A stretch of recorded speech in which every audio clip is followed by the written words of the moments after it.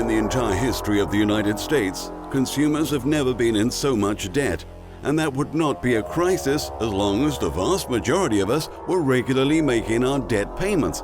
But as you will see below, delinquency levels are starting to rise to extremely alarming levels. In fact, some of the numbers that are coming in are even worse than we witnessed at any point during the last recession. If things are this bad already, what are they going to look like once the economy really gets bad? Because even though it appears that we're heading into a new recession, according to the Federal Reserve, it has not officially begun yet. That means that much worse is yet to come. Just like last time, millions of Americans will likely lose their jobs, and without an income, most of those that suddenly find themselves unemployed will not be able to pay their bills. The stage is set for the largest tsunami of consumer debt defaults that this country has ever seen, and that will absolutely devastate major financial institutions all across America.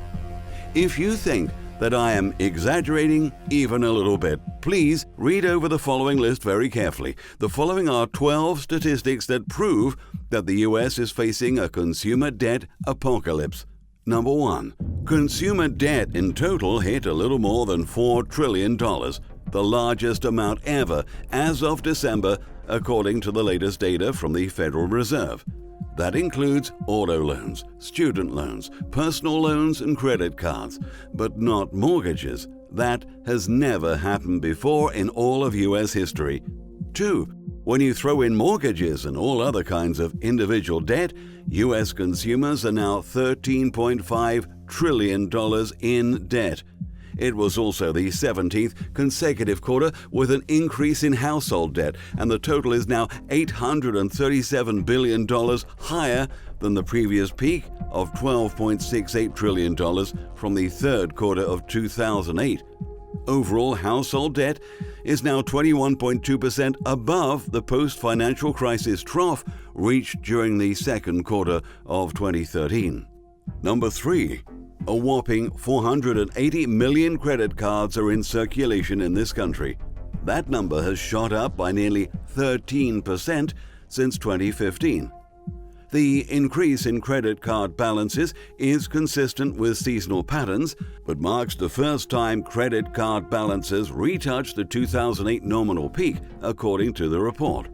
Nearly 480 million credit cards are now in circulation, up by more than 100 million since hitting bottom after the recession a decade ago.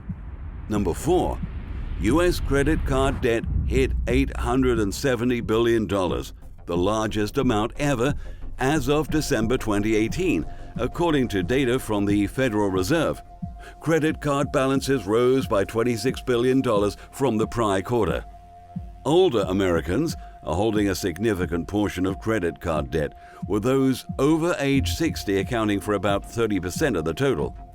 One possible trouble spot is that by age group, older Americans are seeing their credit card debt transition into the delinquency category at an increasing pace. In particular, those in their 50s have seen the most rapid change and could be considered the most vulnerable should a change occur in their employment. Number 5. 56% of Americans that currently have credit card balances have been carrying them for more than a year. While the percentage of adults who are carrying credit card debt for at least 2 years has shrunk from 43% in 2017, new research released Thursday shows the actual number has grown by 10 million people. Number 6.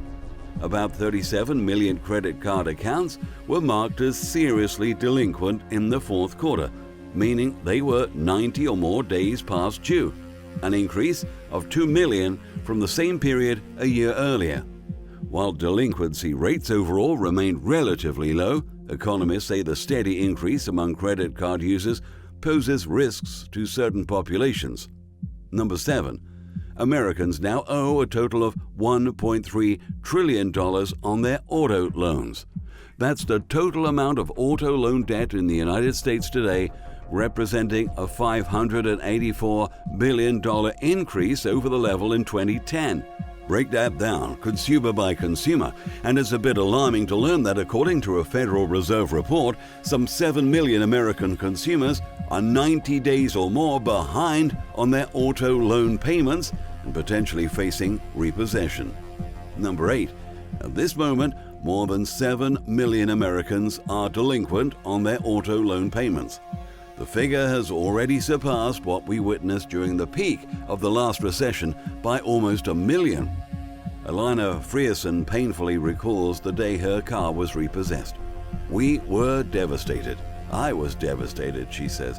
A city worker in Fort Worth, Texas, she fell months behind on her loan payments when her husband got sick and was unable to show up for his job. Bankruptcy followed. If you don't have any money saved, you're screwed.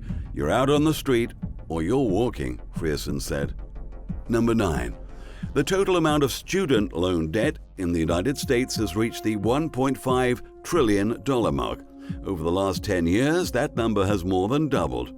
The latest student loan debt statistics for 2019 show how serious the student loan debt crisis has become for borrowers across all demographics and age groups. There are more than 44 million borrowers who collectively owe $1.5 trillion in student loan debt in the U.S. alone. Student loan debt is now the second highest consumer debt category, behind only mortgage debt, and higher than both credit cards and auto loans. Borrowers in the class of 2017, on average, owe $28,650, and that's according to the Institute for College Access and Success. Number 10.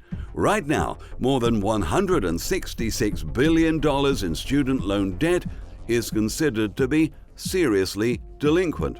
Delinquencies continue to climb even as the unemployment rate fell below 4%, suggesting the strong U.S. job market hasn't generated enough wage growth to help some people manage their outstanding obligations.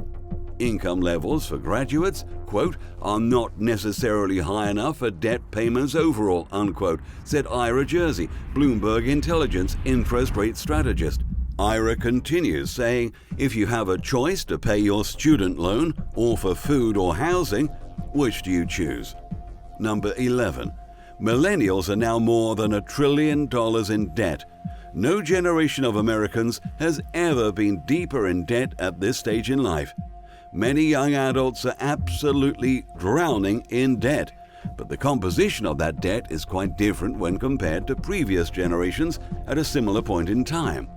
Mortgage debt and credit card debt levels are far lower for millennials, but the level of student loan debt is far, far higher.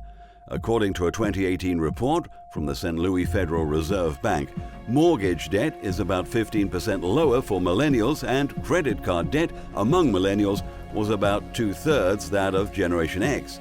However, student loan debt was over 300% greater.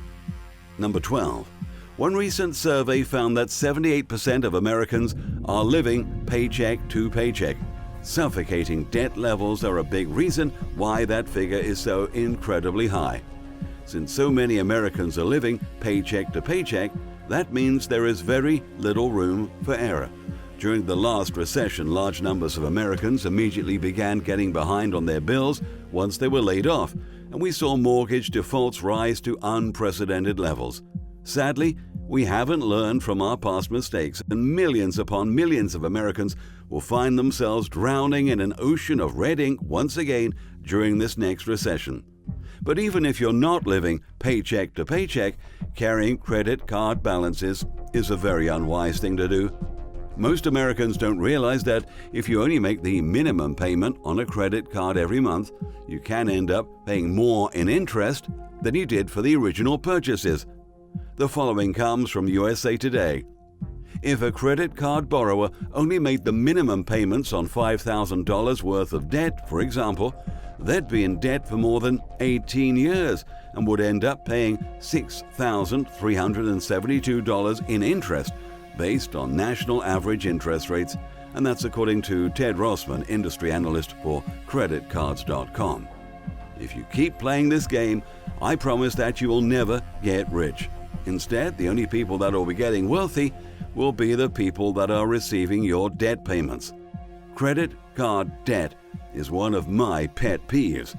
One of the best financial moves that anyone can make is to get out of credit card debt and never look back. And that is particularly important at this juncture because the economy is really starting to slow down.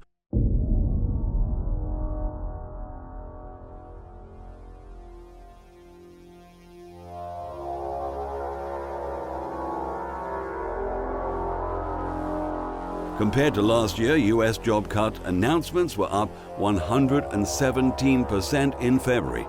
We haven't seen anything like that since the last financial crisis. At this point, even mainstream economists are openly admitting what is coming.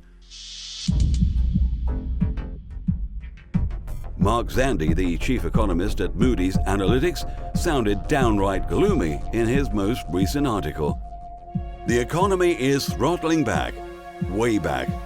That's the message in the near-stalled outer job growth last month. Job creation probably isn't as bad as February's disappointing numbers suggest.